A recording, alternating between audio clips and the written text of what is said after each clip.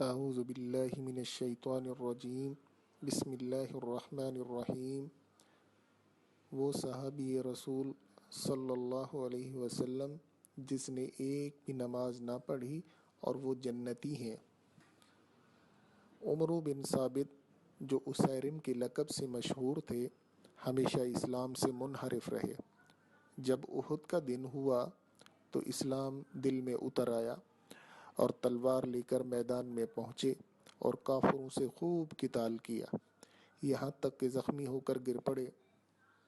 لوگوں نے جب دیکھا کہ اسیرم ہے تو بہت تعجب ہوا اور پوچھا کہ اے عمرو، تیرے لیے اس لڑائی کا کیا داعی ہوا، اسلام کی رغبت یا قومی غیرت و حمیت؟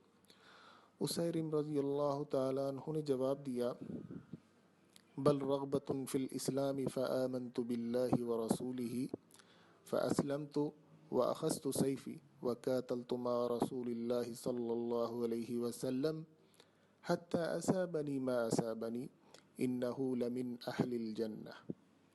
ترجمہ: بلکہ اسلام کی رغبت دائع ہوئی، میں ایمان لایا اللہ اور اس کے رسول صلی اللہ علیہ وسلم پر اور مسلمان ہوا، اور تلوار لے کر رسول اللہ صلی اللہ علیہ وسلم کے ساتھ آپ صلی اللہ علیہ وسلم کے دشمنوں سے قتال کیا، یہاں تک کہ مجھ کو یہ زخم پہنچے۔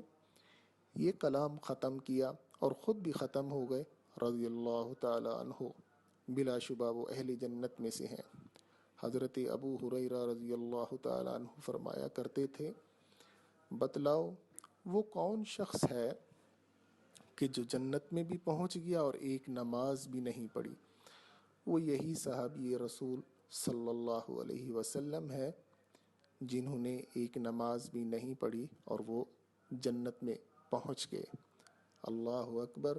اللہ پاک نے کیسا مقام عطا کیا۔